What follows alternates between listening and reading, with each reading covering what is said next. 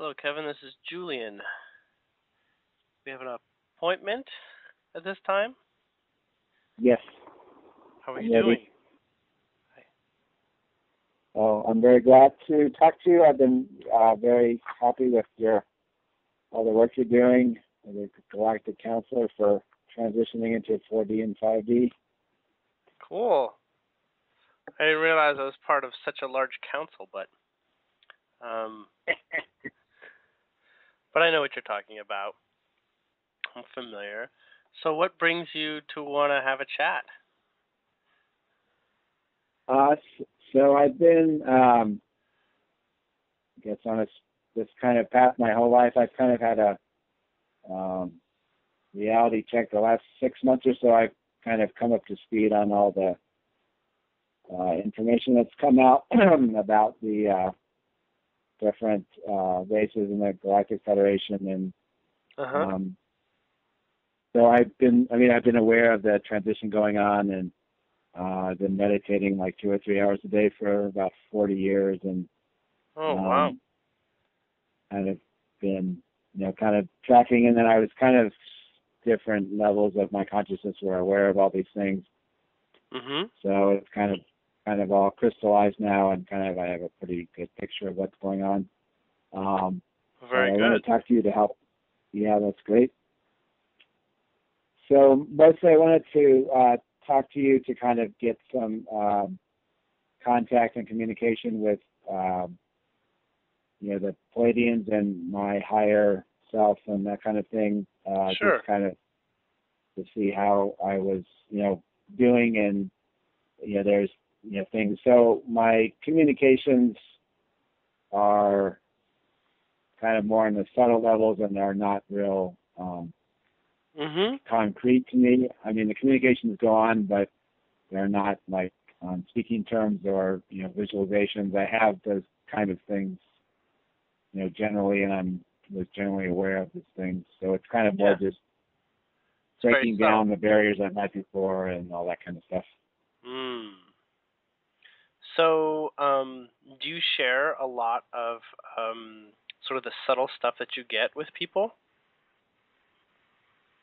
Yeah, and they're different. It's kind of like you figure out, where they are and how they look at things, and then however you can communicate or help them, and you kind of tune in to how they look at things and how they communicate about things and understand things, and then just try to help other people as much as you can on whatever levels you can do that. And do you have close friends, as in people that are in physical proximity with you, that you can talk at length about, the sort of things that you understand that most people wouldn't really understand? Yeah, well, so to some degree, generally most people I talk to are not so much aware of the relationship with, civilizations in other parts of the galaxy and the universe and other galaxies. But people have different ways of communicating or communing with those beings, or fifth, sixth, or 7D beings. So they're different things. So I know people that practice like study the Vedas and Hinduism kind of based yoga and that kind of stuff, and then other friends do like shamanism and commune with other beings that way. So I tend to find that you just kind of communicate on the level that they're at, how they look at things. So generally, probably most people I don't know aren't so aware or, characterize it in terms of, UFOs and ETs and that kind of stuff. And do you get sightings of your own? I see periodically I see UFO ships, like when I'm outside or at night or whatever. And then I seem to be communicating to some degree at different levels. That's with good. Beings from upper. So you try to communicate when you observe something. So that's kind of what I'm interested in. I think I was abducted when I was really young, off and on. And I don't remember too many details about it, except at one point when I was in college, I had accumulated enough like consciousness that I was aware that when I was going to be abducted, there was one time I could tell they were coming to abduct me, but I was aware enough that they realized how much I was aware of them, and so then they stopped coming to me after that. So you were aware during the incident, and so because you were conscious enough, they realized that they could not get away with doing this so much because you were conscious of their actions. Yes, and then the meditation stuff I learned, it created. I mean, they explain in terms of I get additional guardian angels when I go through different stages of training and that kind of thing. And I don't know. So it's just in terms of, explaining it, it was kind of more just on a consciousness level. And then it just at some point, I just had all these recollections of being, in fear and helpless and somebody doing something to me. But I don't have any concrete recollections of exactly what happened. But then it just at some stage, then. Well, do you want to find out more about those, or where do you want to focus the questions? Yeah, what should I? Yeah, so probably today, the main thing that I'd be interested in is kind of having you see if you could get some information or communication about my higher self and different timelines that I'm currently connected to, and then I'm interested in kind of getting more direct communication with Pleiadians and being monitored by them and that kind of thing. Okay, I'm already focused on the first question, so just if we start to run low on time, remind me about, if I rant on for some time or whatever, remind me that, your second question. Okay. Sure. So, I can basically see a symbolic interpretation of your higher being. And it's kind of like, not to put a stereotype on it, but it's kind of like a Santa Claus man, like a white beard and bald head, a little bit like a sage sort of being. And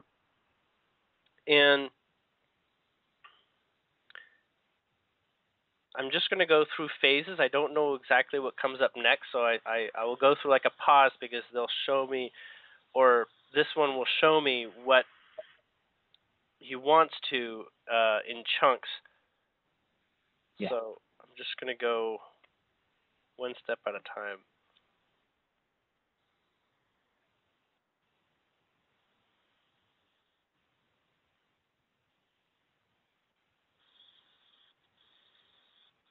Okay, so there is, he's showing me the sign of Cancer, which is a period in time. He's saying that there was some significant pivotal experiences to pay attention to. Okay. And that would be of this year, not long ago. I'm getting, what was the sign of Cancer, just a couple months ago? Yes.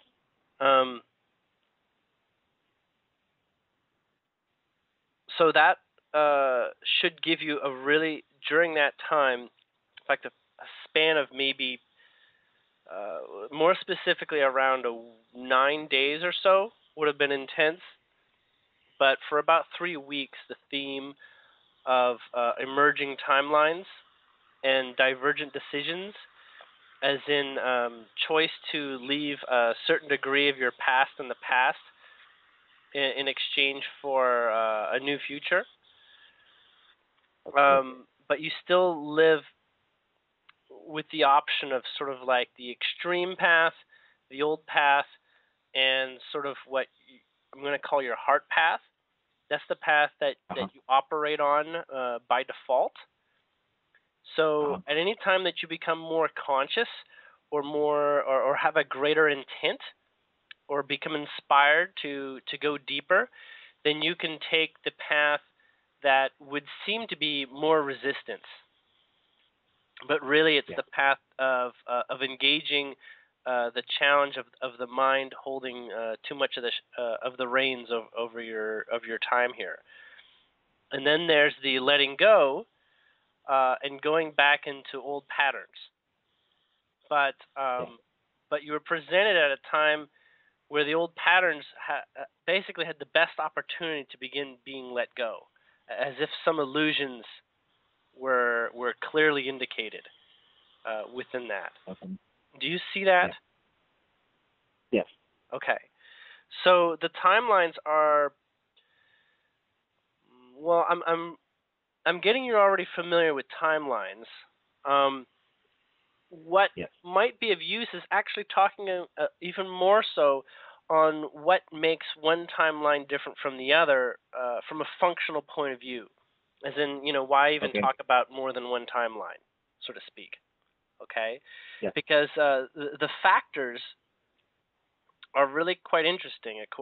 In fact, let me just explain that I know a little bit about timelines, but your higher being is actually giving me a lot of this data right now. Okay. So I'm keying into this flow. I'm doing a little, I don't know, what is it, partial channeling or something? Yeah. Anyways, I'm just going to go one moment at a time. He's saying that if you look at a pine cone, it has multiple sort of like stubs, just little ends of the pine cone. And specifically the pine cone that's like been opened up a little bit. It's not quite like a tree because near the bottom, near where it connects to the stem, the timelines are all very close together and very similar. But as you basically go further from the stem, where the pine cone would be attached, you get a larger diversity that really stretch out into very sort of like unknown territory, relatively speaking.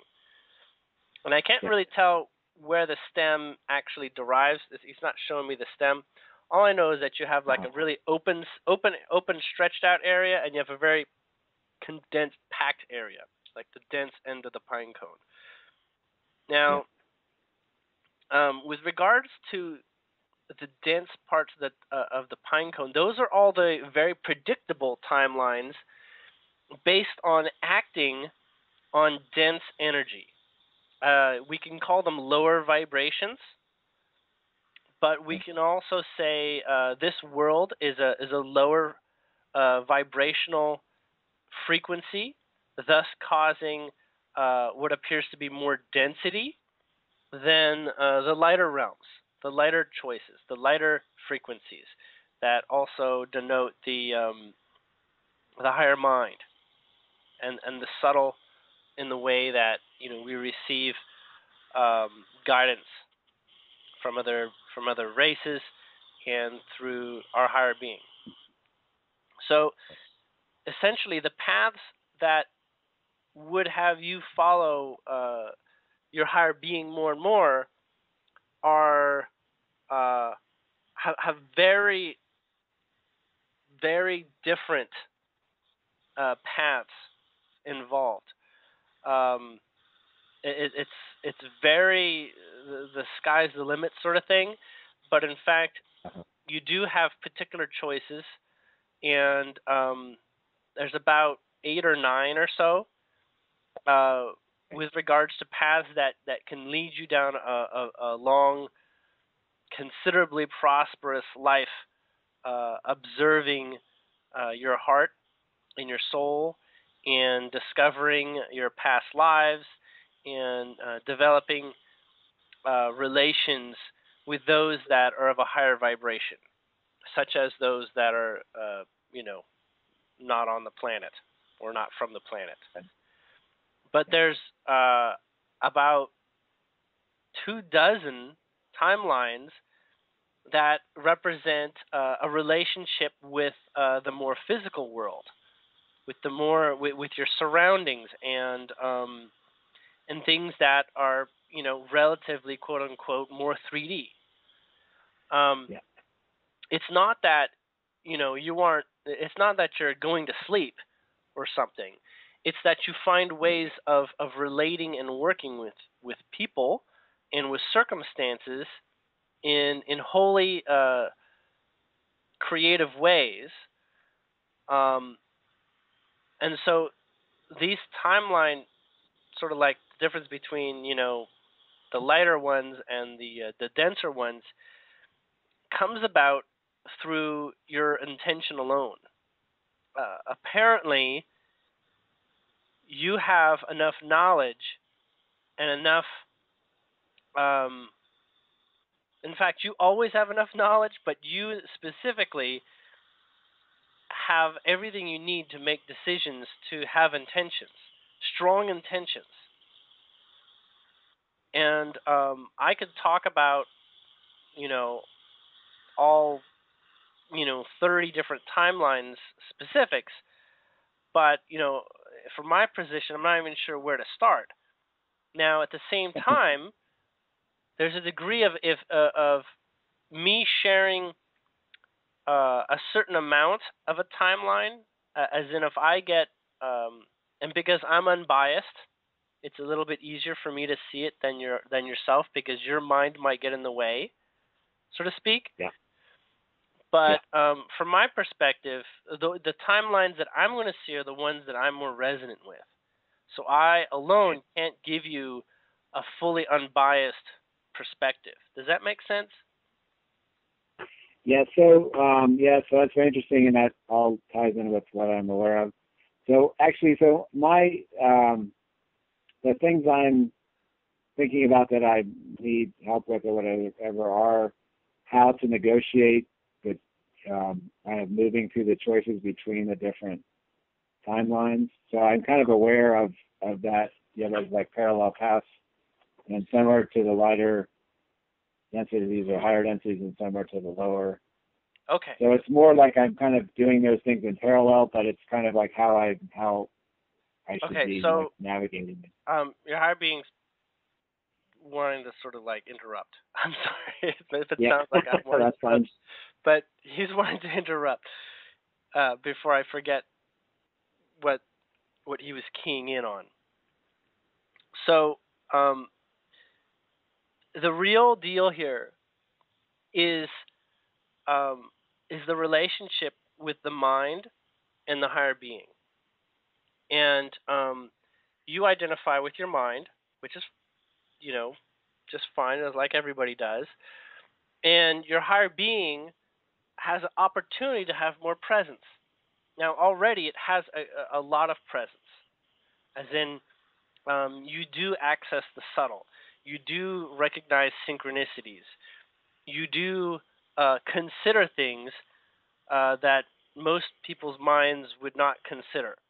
So you do live a larger opportunistic plane of existence, you might say. Now, what differentiates the choice is literally up to the mind. From the higher being's perspective, all is possible and all is relevant, and every path that you take is wonderful and perfect. It's really the divergent timelines have a lot more to do with what the mind is willing to play with. I mean, if you propose that you want to be riding in ships one day, the mind can go one of two ways. It can go, yippee, that sounds great, or it could be like, I don't think I'm that comfortable getting on a ship with strangers. It can go one of two ways. So in fact, your intention and making an intention and declaring an intention, writing it down, telling people, telling yourself, and working with it day by day and sort of upgrading it as if you're writing a short, phrase and, updating it and polishing it. It doesn't matter what it was the day before, but it can help you come up with an even better one today.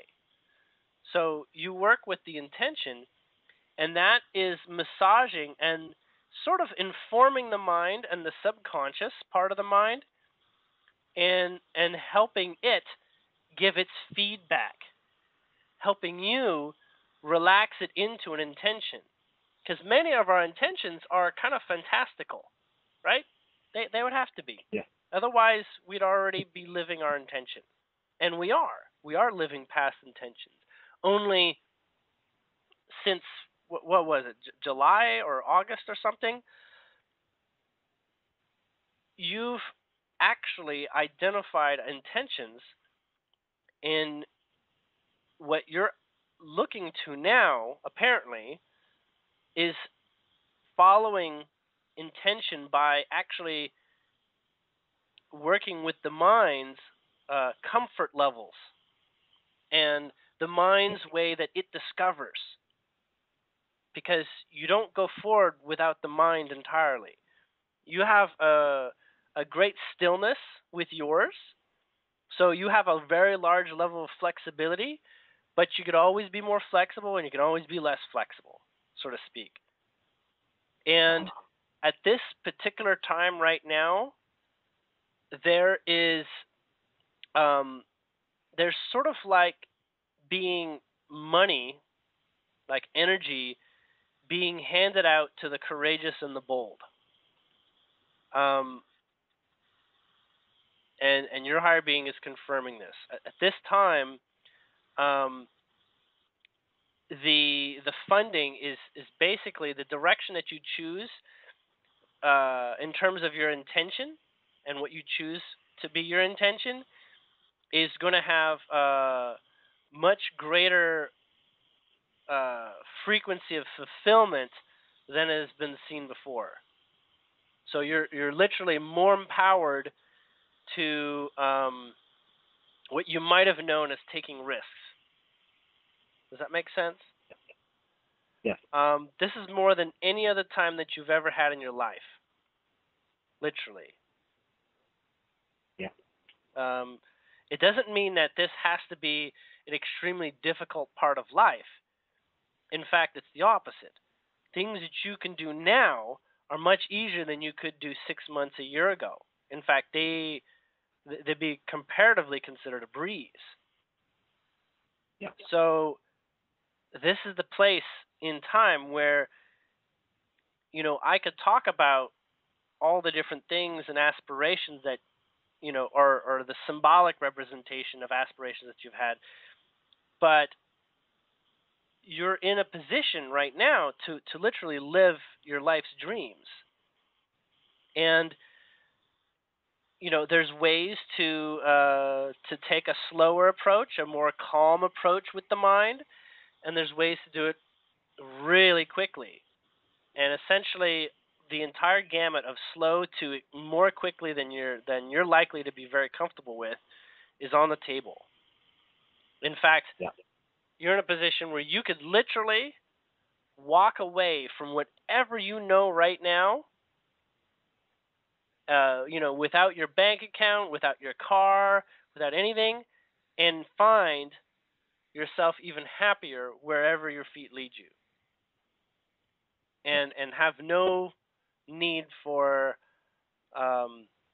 old world grounding. Now, I'm not suggesting that, obviously, but the point is, you're going to be more than okay in whatever you choose. The only parts where you may find discomfort is in the mind struggle to find good cause. You see? Yeah. Like the mind wants it's as if the mind always wants to place some grounding somehow, because that's really all it does. It's like asking a child who likes video games to go out and play in the sandbox when, all he wants to do is play video games. It's going to do the grounding thing. That's its function here.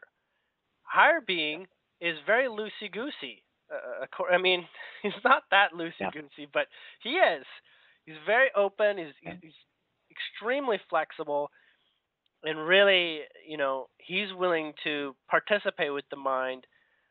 And the mind definitely knows that the higher being has got the skills that it does.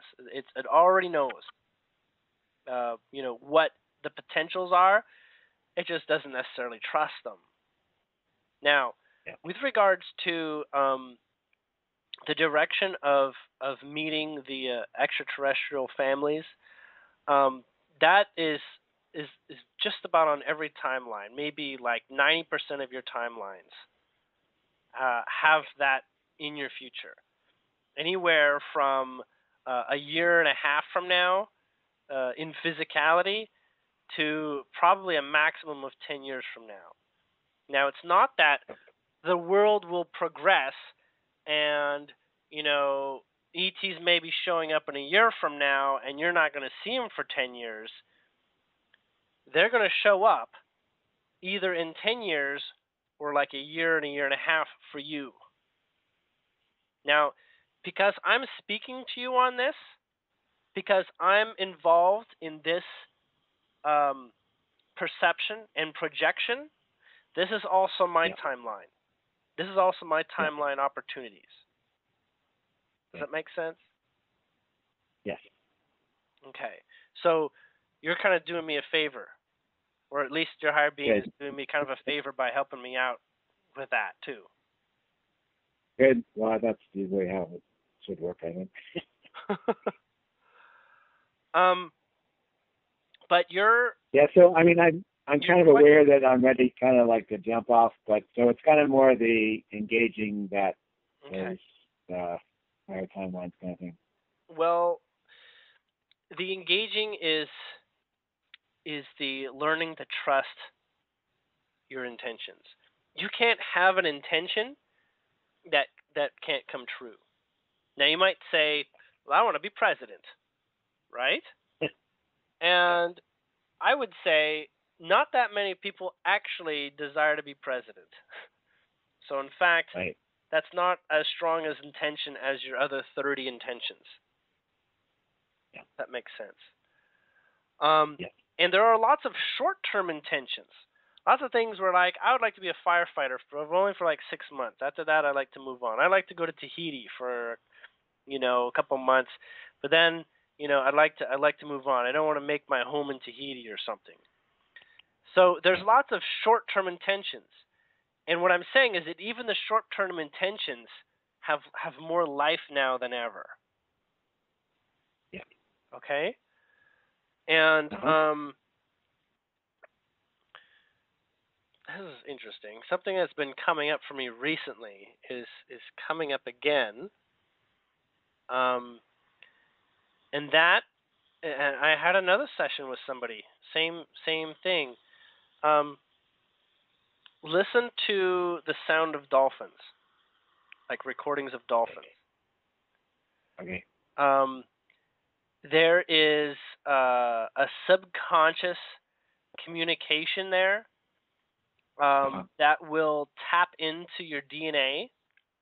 It won't be conscious, so you can do this while you're sleeping, or you can do this in the background, or while you're doing things, or just leave it running.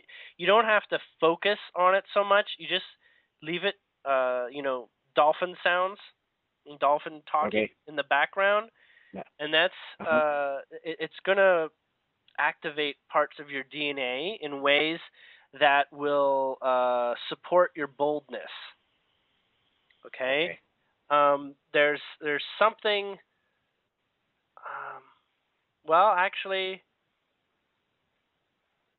I'm okay. So I'm getting confirmed that your main DNA that's activated, as in a star lineage, as in that's not human, is Sirian. Are you familiar with this already? Yeah. Sirius keeps coming up. I mean, I've had communications that way, but not. I don't know, just in different ways or subtle ways. Okay. Well, the dolphins are going to make you feel more at home in that sort of way. Okay. And that is gonna graduate your surroundings, because it's gonna subtly have you resonating another way. It's kind of like if you'd never seen Star Wars before, this is a long shot, I feel. And you went and saw the movie, and then you're just one big fan of Star Wars, and you started buying all the toys and all the movies and posters and all this sort of thing. And then your home was like one big like sort of Star Wars, collector's, dream or whatever. You're gonna start feeling, like you're in an atmosphere with Star Wars stuff. Well, this is kind of like walking on the set to a vibration that reminds you of being home. But not only that, it's going to cultivate a lot of your ability to listen to psychic information. So it's gonna escalate your intuitive reading, because you're going to find out that you're going to begin to understand the dolphins. You're almost going to hear words overlapping the sounds over time. Okay. And you'll get to see how they talk. You'll get to see the way that they actually communicate. It's not like English, and it's not like any other language, but there's a telepathic element to their speaking, and it's going to promote imagery, telepathic imagery, but it's highly symbolic. As you know, symbolism is what we live in already, but it's going to play out there. Okay. I'm almost seeing like getting like an iPod, and wherever you're walking around, you can have your headphones on, listening a little bit. Yeah, that's what I was thinking. Yeah. I'm getting something else. You have a relationship with. Hold on, I'm going to get a little bit more specific. It's something to do with ice.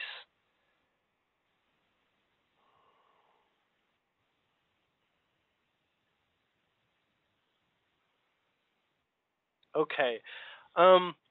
You may or may not come to remember, but I'm being shown to tell you that that you've had a lifetime on a planet that was sort of like an ice planet. The ice wasn't white; it was more like black, and it's very glass-like. And people literally lived in the ice, like tunnels and things like this, and houses and whatever. And this is a Sirian life, and there's something to do with with ice and water that allows you to communicate free of mental abstraction. So telepathy is stronger, through the physical medium of traveling through water and through ice. It's like a organic crystal sort of thing going on, as the molecules sort of like organize in a particular way. And I'm getting that. I'm sort of getting. Just give me one more moment. Sure. This is the most peculiar thing I've ever heard of. You've heard of programming your water, right? With intentions and whatnot. Yeah. Program your water. Okay. And then freeze it. Okay. But don't do it in a glass. Do it in a plastic. Do it in a plastic vessel, because as it expands, you don't want to break the glass. Right. Now, that ice, like the ice glass or whatever, the ice block that you make, that intention you can use for your meditation, because that intention is like a crystal. It's like an alive crystal, but with an expiry date. Okay? So you'll actually take like the cup, the ice, with the intention in it, and you'll take it out of the cup, and you'll put the glass on in like a bowl, and you'll basically meditate on as this ice is melting. Now you don't have to meditate, until it's completely melted or whatever. But there's a point where you're done, meditating, or you're done focusing, and you can just stare at it. That can be your meditation. Is just watch it melt, like up close, like hold it up to your face. And you can and if you breathe over it, you'll notice that there's like steam, that your breath will do, and you can follow that. Try to reduce distractions. Use natural lighting, no electric lighting. So it's either outdoors or like candles or flames. Okay. Look into the ice itself like it was a crystal ball. Okay? So basically observe that. Let your mind get absorbed with trying to understand what it's seeing, as in the water melting. Let it look at everything, but the subtle will be there, and you'll actually be programming your subconscious with your intention, so that your intention is sort of like given like a super boost. Okay? And when you don't have to do that to the whole piece of ice is melted, but when it has melted to some degree with some water, drink the water and rub the water on your face with your bare hands. Okay. This is some kind of really old practice from that timeline. Okay. Okay? You don't have to keep the ice after you've done it. It actually would be best that if you want to do this again, that you freeze a newly formed intention, from the place that you are after that experience. Basically a further developed intention, and basically, you repeat that intention. You can write it down, and you can repeat it, for a couple minutes. And looking only at the water. You can do it with your eyes closed, and then you basically put it in the freezer. Oh, and cover the put a lid on it. It just so that the other elements in your freezer don't feel invited to start participating in bacteria and things like that. Okay. So just put like a saran wrap lid or something. Okay.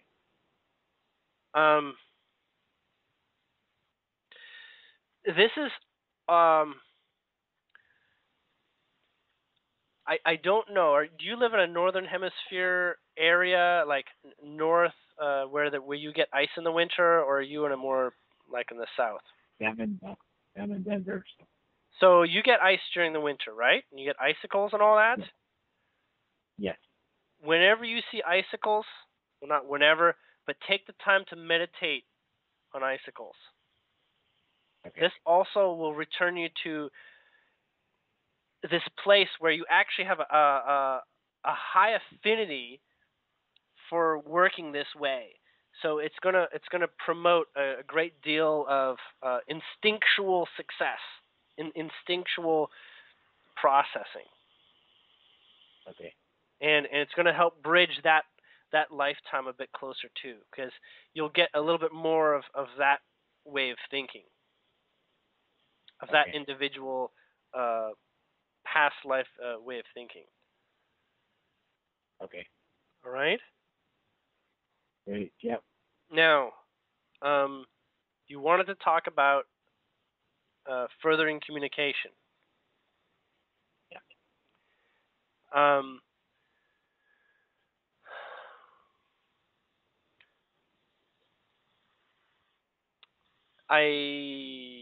Hold on a second. I'm not 100% comfortable with this. I'm just going to look into this a little bit more. Okay.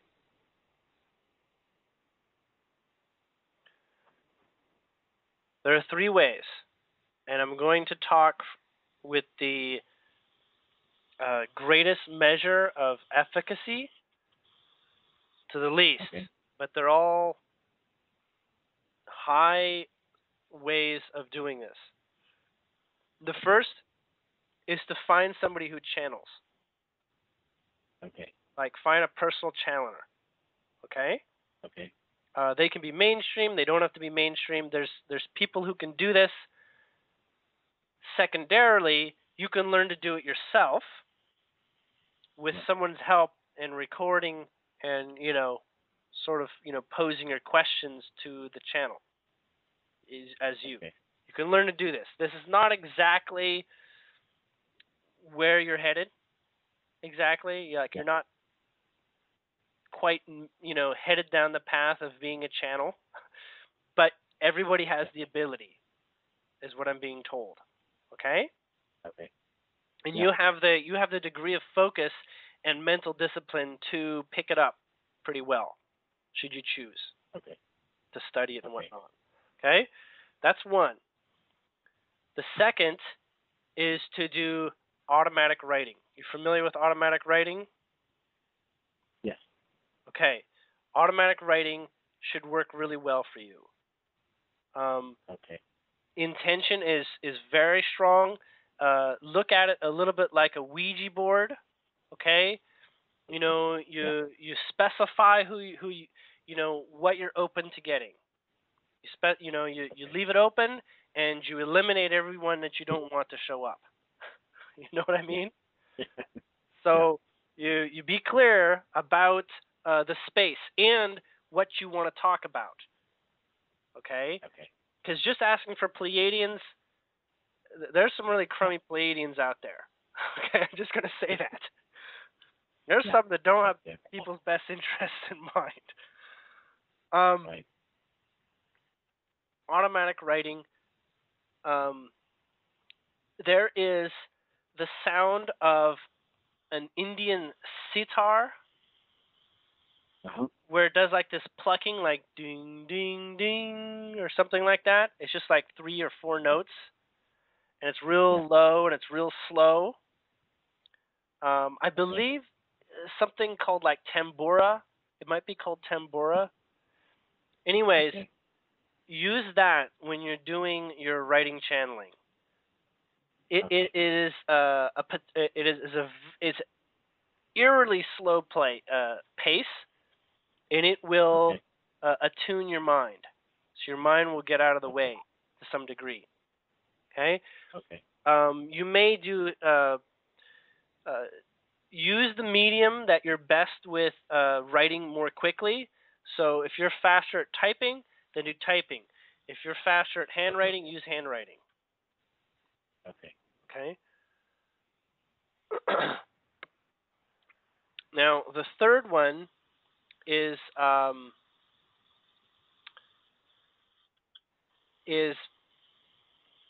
something I haven't seen before. So you'll have to give me a moment to sort of try to understand this pattern that I'm seeing. Okay.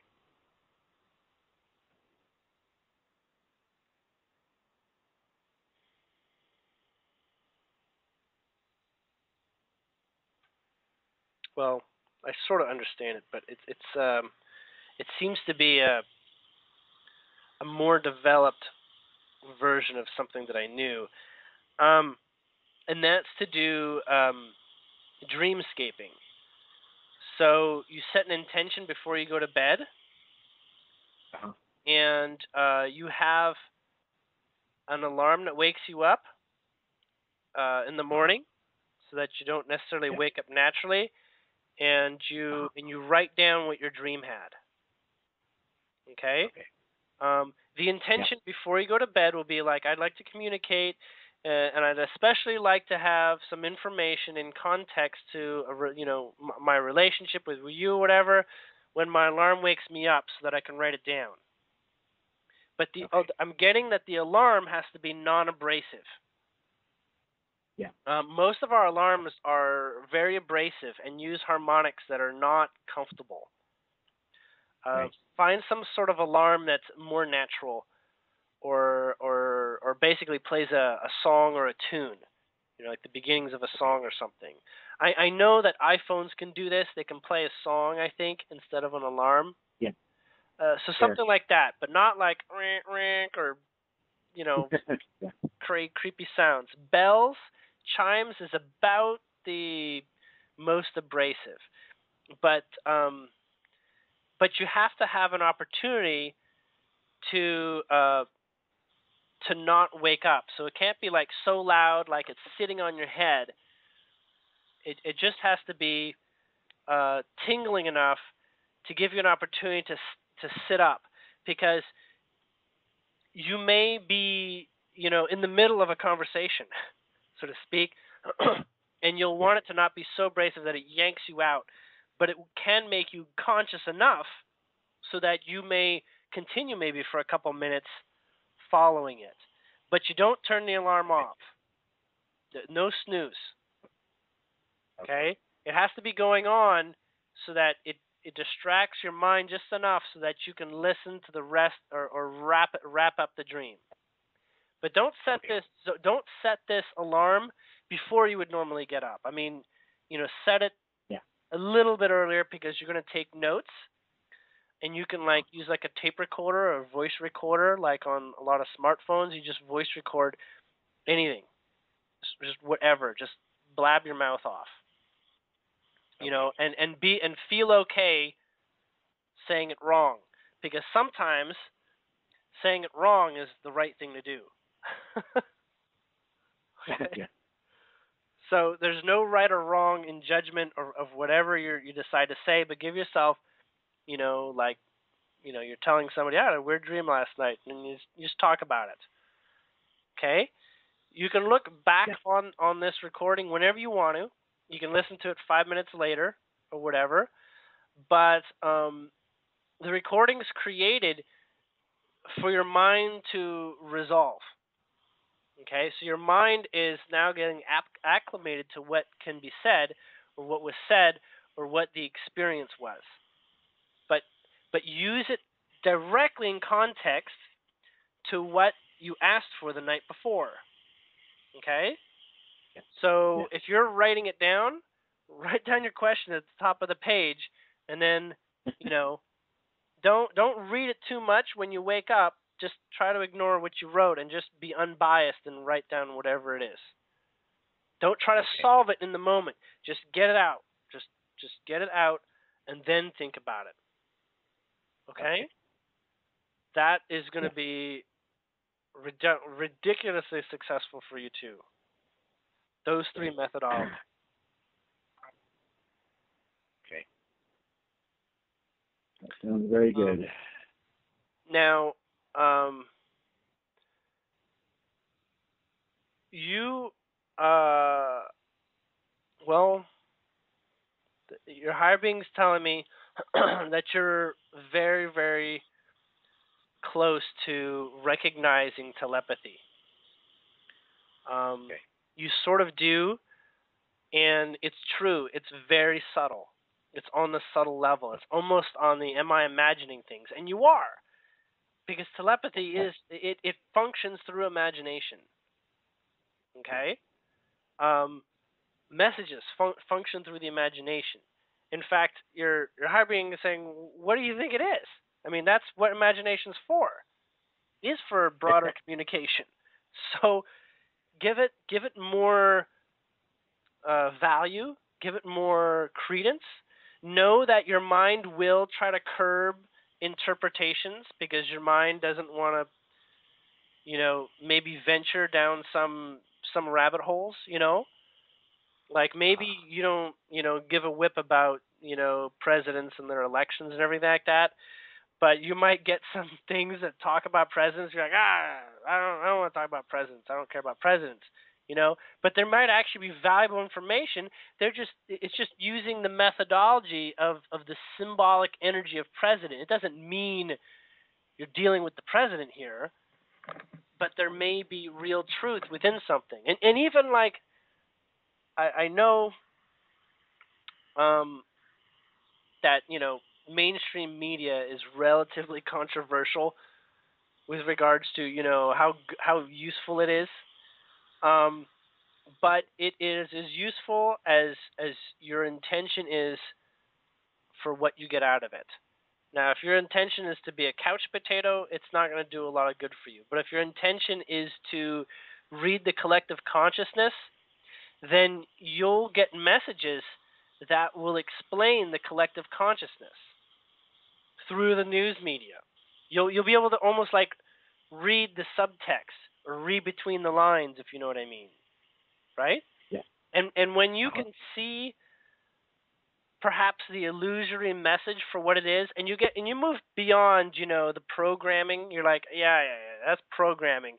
You can even begin to see the subtle messages, and you can see subtle messages in everything. You can see the subtle messages in a conversation you're overhearing your neighbor having, or people on the bus, or images in your carpet or in the clouds. Okay, the subtle images are all there. Your mind just assumes that information comes in certain ways, but from what I'm getting, you're actually very, very close to being honest with yourself and trusting the subtle. And as you do that, the subtle will become louder.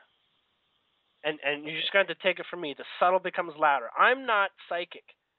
I'm everybody else, and I listen to the subtle. And long ago, I've learned to trust it, and it is really, it's been extremely valuable for me. You have no idea. I mean, I thought I was, I was trying to see auras and things like this, and I thought, that's not an aura. That's just, my glasses, a little weird, a little bit fuzzy or something. That's just, natural refraction of light or, or whatever. And it's like, no, that's real. That is something to pay attention to. And it's almost like, now everything glows. Everything around me is glowing all the time. I don't even pay attention. It's actually quite distracting, or at least it was. So for now, I don't really pay attention to something glowing unless I sort of give it a moment and say, I'm going to see what subtle information there is around this. Because now it's like shadows in the room. I don't pay attention to shadows in the room. It's just, I don't pay attention to how things are lit up. But anyways, it was like that with the visual trust, and it was also like that with the physical trust. I said, I'm feeling heat when I'm using my hands, and I'm thinking this is just body heat. This is just body heat. It's like, actually, no. If you're feeling it, there's data. I say, well, great, there's body heat coming off of this. It's like, well, did you know you can get body heat off an apple? Like that. You wouldn't think it would, but you can. And that's how it comes through. It doesn't have as strong a resonance as the human body generally does, but you can also feel shifts. You can actually hold your hand in one position, and you can ask to feel a change, and it'll change in front of you. Remember, intention is really key. And again, thank you for bringing that to my attention through your higher being. Intention's really big. I feel like it's a really big theme here with this session. Okay, yeah, that makes sense. There is a couple more things. I don't want to monopolize if you have questions first, though. No, that's fine. Go ahead. No, I think it's going very well. So. Okay.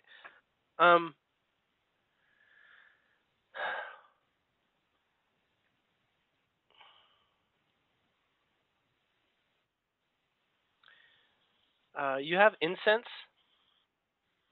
Yes.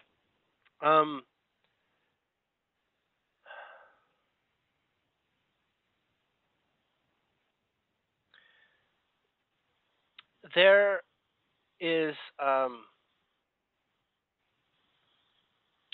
there's a hypnotic element with incense in the smell and in observing the incense trail. Yeah. Right? Yeah.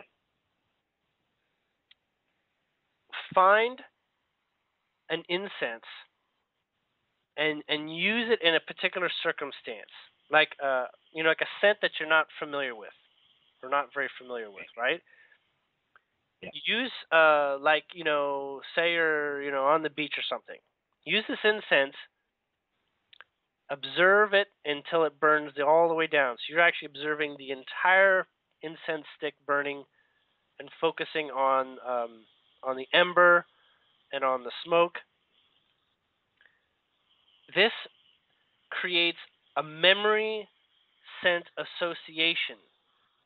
So when you're feeling like you want to get out of a particular vibration, you can sort of like get your bag of memories, as in your collection of incense sticks, and it can bring you back to a place. Okay? And you can use this. And it can get you out of a ditch, like a vibrational ditch. Okay. So you can do small, like cone incense. They don't last as long, I don't believe, and they're very strong. Yeah. Those are probably more recommended outdoors because there's air currents and stuff like that. But find yourself a collection of them, and when you're feeling great and you have an opportunity, like you're just in a blissful place or feeling good, or you're on a nature path, or what have you, use the incense stick to create a memory resonant association, and that you can use, and it'll be something that you want to really adore, and you can prepare this too. Like, you're going to go out, somewhere, or you're going to be doing something, or you're going to watch your absolute favorite movie. Maybe you watch Thrive or something. Place the incense there. And or even if there's like YouTubes that really, really excite you, you can use the incense to create a memory association with it. Okay? Yeah. And that can be used as a tool whenever you notice, like, oh, I'm spiraling or whatever, and I can't focus, or something's got under my skin. Okay? And then you just you go back and you focus on the incense. Okay. And breathe it in and smell it. I have never heard of doing that before, and I'm very excited to try it myself. So, that was brought. Actually, so there's What's that? I was just going to point out there's I learned meditation with this particular type of incense, and so then I always meditate with that kind of incense or whatever. So then it's it always puts you back in that state when you smell it. Yeah, that's a good point. Yeah, I think a lot of people are like the Nag Champa for meditation, right?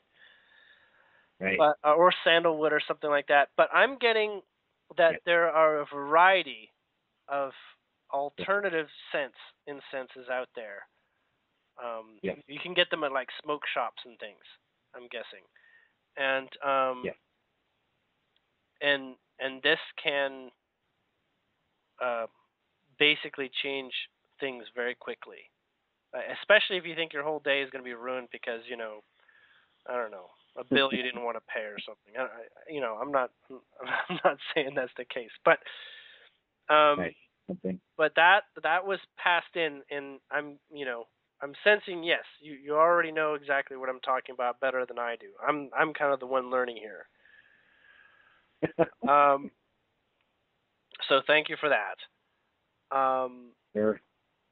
But I don't have anything in particular. I'm also interested in trying that ice thing myself too. Yeah, that's yeah. But I'm getting it's going to be potent for you. Another thing, actually, that I don't know if it's possible, but if it's possible to put the natural lighting behind the